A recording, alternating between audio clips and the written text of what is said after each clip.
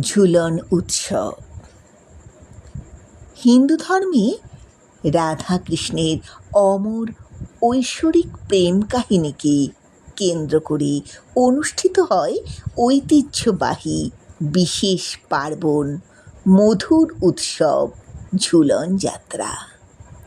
শ্রাবণ মাসের শুক্লপক্ষের একাদশী থেকে পূর্ণিমা তিথি পর্যন্ত এই ঝুলন যাত্রা উৎসব হয়।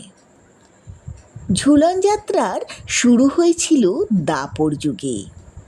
বৃন্দাবনের কুঞ্জবনে ভগবান শ্রীকৃষ্ণ রাধা দেবী এবং তাঁর সখা সখীদের সঙ্গে ঐশ্বরিক লীলায় মগ্ন থাকতেন।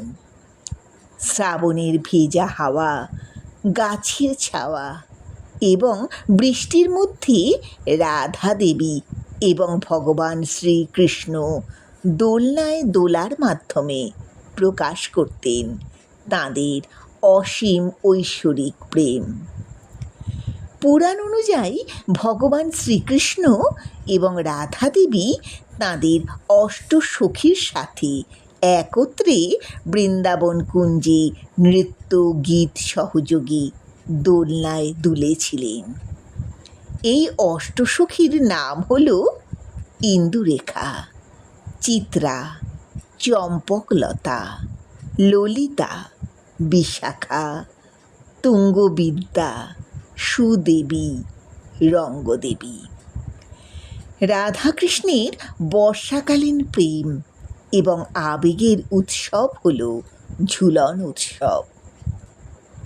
বৈষ্ণব ধর্মাবলম্বীদের কাছে এই উৎসব হল প্রেমের উৎসব। দ্বাপর যুগে বৃন্দাবন ধামে ঝুলন উৎসবের সূচনা হলেও বর্তমানে মথুরা, নবদ্বীপ, মায়াপুর, পুরী সহ ভারতের বিভিন্ন স্থান এবং ভারত ছাড়াও পৃথিবীর অন্যান্য স্থানে ঝুলন উৎসব আড়ম্বরের সঙ্গে পালিত হয়।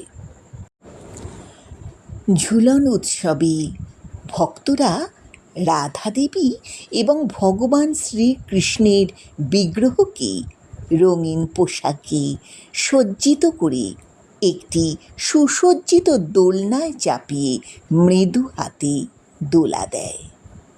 সঙ্গে চলে ভজন, নৃত্য এবং আনন্দোৎসব। ঝুলন যাত্রা হল রাধাকৃষ্ণের লীলা ও তাঁদের চিরন্তন প্রেমের প্রতীক।